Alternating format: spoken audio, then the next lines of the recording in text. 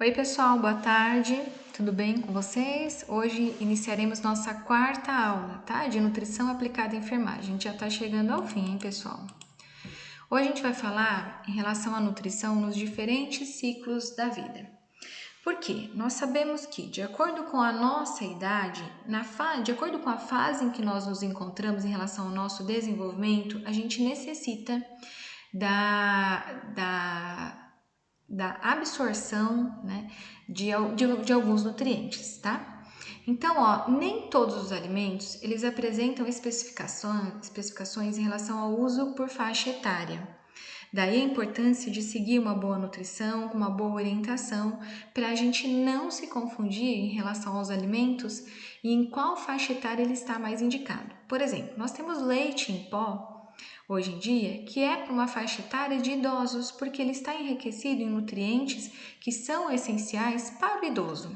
Tá? Nós temos leite infantil que não é ideal um idoso tomar, porque ele está enriquecido com nutrientes que são essenciais para a criança na sua fase de desenvolvimento. É isso que a gente vai ver agora, tá, pessoal? Então vamos lá. Vamos lá, voltou aqui. Então, nós devemos sempre estar atentos às mensagens vinculadas pelos meios de comunicação e às propagandas das indústrias de alimento, cujo interesse é vender cada vez mais. E é assim mesmo, né?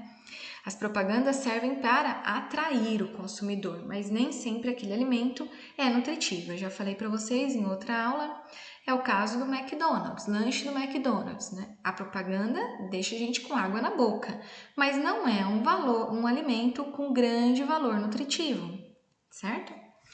E algumas vezes deparamos-nos com informações incorretas ou parciais, que não esclarecem nossas dúvidas. Por exemplo, o conteúdo de colesterol nos alimentos, o conteúdo de gorduras trans nos alimentos, tá? Por isso que a gente tem que entender a fonte desses alimentos.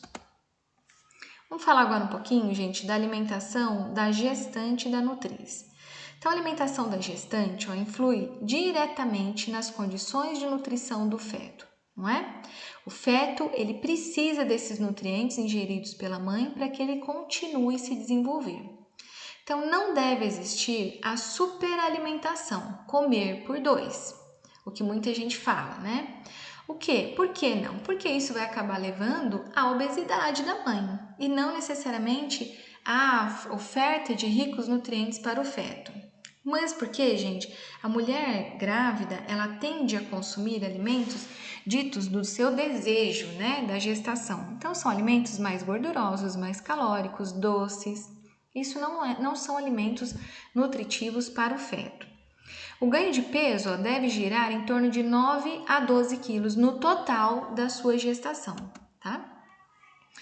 Então, o alimento da gestante, o aumento de 300 calorias ao dia é o indicado, alimentação com pouco sal e laxante, né? Evitar alimentos gordurosos e excesso de açúcar. A gente sabe que o excesso do sal pode induzir a gestante a apresentar um quadro de hipertensão gestacional. E o excesso de açúcar pode também levar a gestante a um quadro de diabetes gestacional. Aumentar o consumo de vitaminas e minerais, então aumentar muito o consumo de frutas e verduras e legumes, evitar cafeína e álcool, porque isso vai alterar o sono dela, vai alterar o metabolismo, né? Evitar alimentos muito pesados, principalmente à noite, porque vão exigir muito do sistema digestório dessa gestante para que ocorra todo o processo de digestão. Não é interessante ela perder tanta energia desnecessária, tá? A Nutriz necessita de 120 calorias para produzir 100 ml de leite.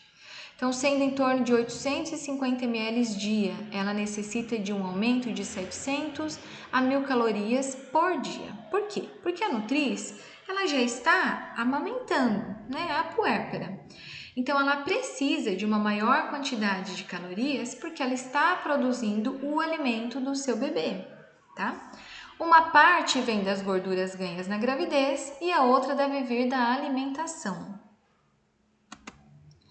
A alimentação do lactente. Então, aleitamento materno. A gente vai falar agora de aleitamento materno, aleitamento artificial. Quais são as vantagens da amamentação para o bebê?